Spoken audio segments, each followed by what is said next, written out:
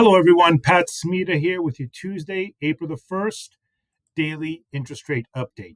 We received the biggest piece of news that starts Jobs Week, which was Jolts, which is the Job Openings and Labor Turnover Survey on a monthly survey basis. This provides data on job openings, hires, and separations. And what it shows us is that the job market is starting to soften.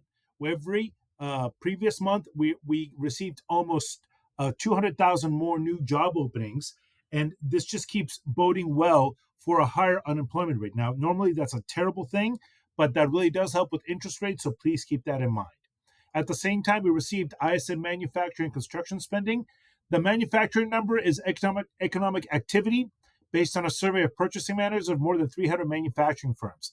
And we see further weakness in manufacturing. In fact, the number below 50 indicates contraction, which correlates with what we've seen on other manufacturing surveys.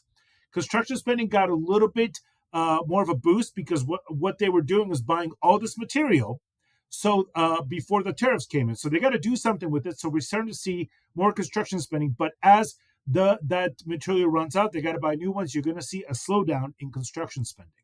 Now, on the technical analysis level, what we're seeing is we had a great day with the mortgage-backed securities. Remember, when mortgage-backed securities go higher, interest rates go lower. And you'll see that our scenario got actually really good today. What you saw today was a great run-up. We broke through a key level here, and which means that interest rates are solidly in the mid-fives right now. Same thing we saw on the 10-year bond yield. Remember, when the yields go lower, interest rates go lower. And we saw that here. We're testing a key level here. If we can break below this level right here, we're going to see rates start really coming down. And I would not be surprised if we saw rates in the low fives to high fours.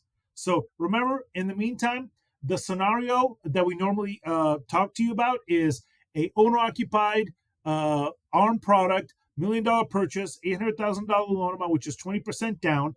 And today we are at 5.5%. We haven't seen numbers like this since last fall. Keep an eye out. We'd love to kind of see what we could do for you on a loan basis. If you like what you see, please follow us, like the video, comment, and share with your partners and friends. We look forward to speaking with you. Take care.